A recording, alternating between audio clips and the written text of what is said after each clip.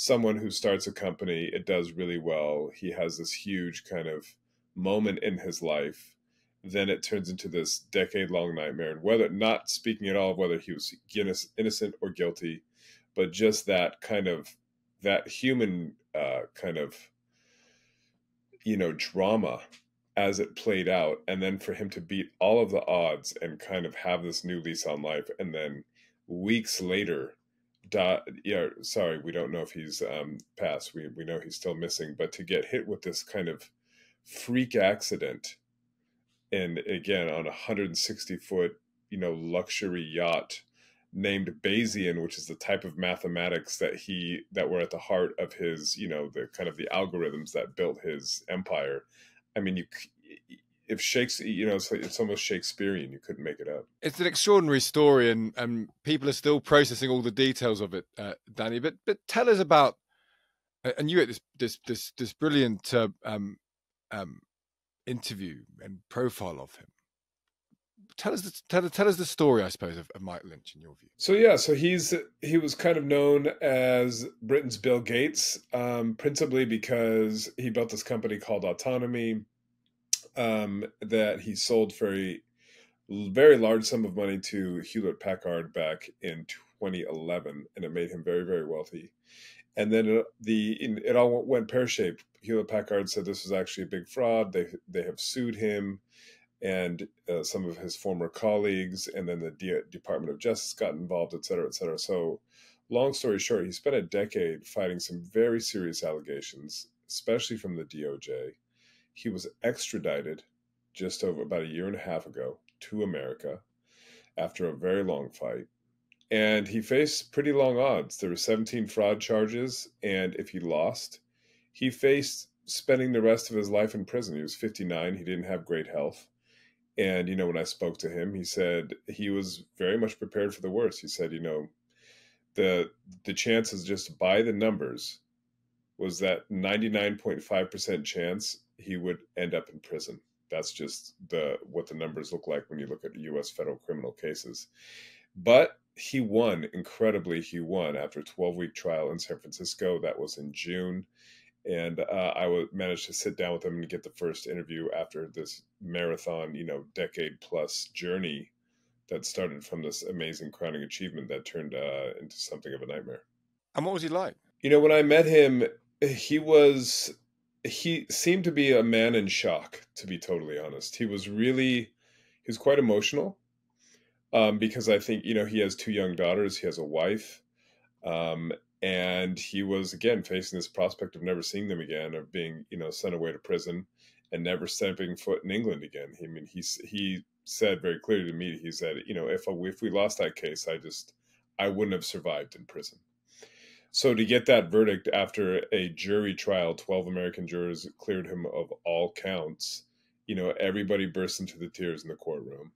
He can leave San Francisco, leave his armed guards behind who are with him 24 hours a day and get back. Suddenly he's back to his life at 59. And when I spoke to him, he's like, I feel like genuinely I have a second life, that this is almost kind of like a near-death experience, which obviously is incredibly ironic given what has happened. It's an incredible line that it's bizarre, but now you have a second life, he said to you. The question is, what do you want to do with it?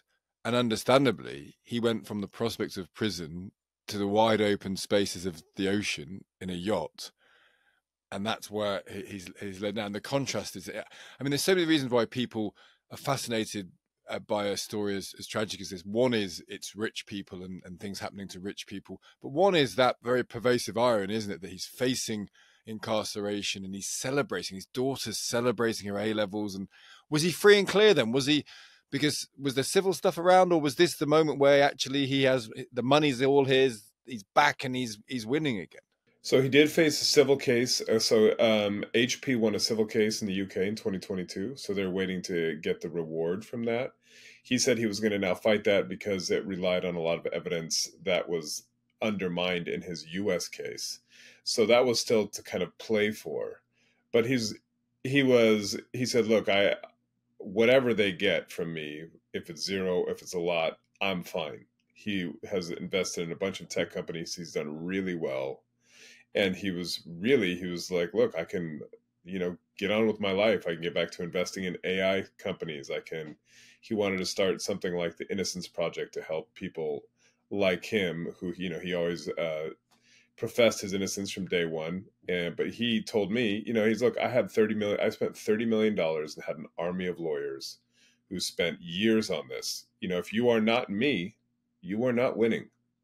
And again, it was just that sense of just utter relief. I mean, a couple times he just had tears streaming down his face when he was talking about seeing something as perfunctory as a traffic jam at Piccadilly Circus, where he's just like, that alone brought him to tears, because all of a sudden he was kind of, again, felt like he had this new lease on life. So in some ways, this is a story about wealth, isn't it? It's a story about, we are interested in people who make a lot of money. The tech industry is interested in people who make a lot of money. If you make a lot of money, you get pulled into things like fraud claims and the American justice system. If you have a lot of money, you can get out of it because you can pay for your lawyers. And if you have a lot of money, you can afford to be in a yacht in the Mediterranean. And so in many ways, and I don't know how much of this is people's interest is ghoulish because of that, but there's just something that pulls to a story where money is at its heart, isn't it? And look, with this, we have very much hope this story doesn't end tragically, because he could still be found, his daughter could still be found. We only know that they're missing at the moment, but there is that pull in this story, isn't there?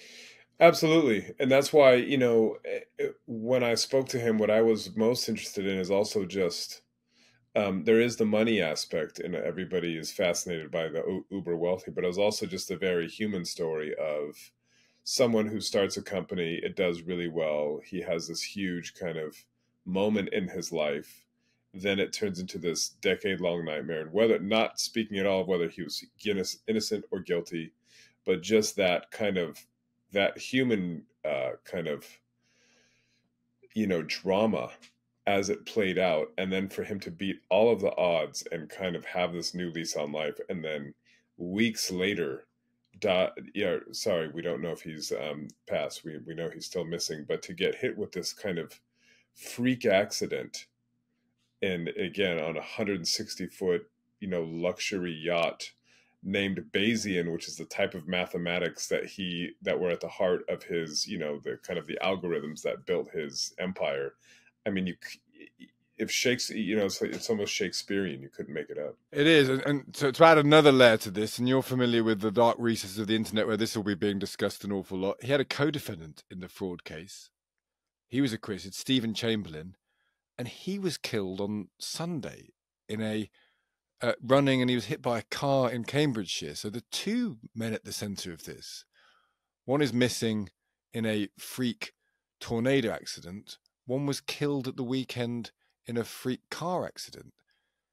I presume people are drawing inferences of that. What do you make of that? I couldn't, because I was thinking about them, obviously conspiracies, but I couldn't quite work out what the conspiracy would be here.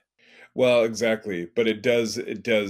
It's almost too unlikely to be true. Your mind goes immediately to kind of like, well, there must be some kind of conspiracy here or something. But, I also saw Stephen, so I covered his trial. It was a 12-week trial in San Francisco. They were both on trial at the same time, sitting at the same table with their teams of lawyers. So I saw Stephen, multiple days. Every time I was there, I saw Mike multiple days in the courtroom.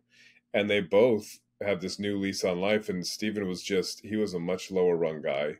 He had done well out of life, but nothing like Mike Lynch. And again, he wins his freedom, and then weeks later he's out for a jog and he gets killed. And then 2 days later, out of nowhere, you have a water spout that destroys this, super modern, very high-tech yacht, when there are other yachts around it that survive and are fine. I mean, it's, again, the mind boggles, but I mean, this is the reality, it appears. Strange things happen in the world, don't they? And that's always a lesson.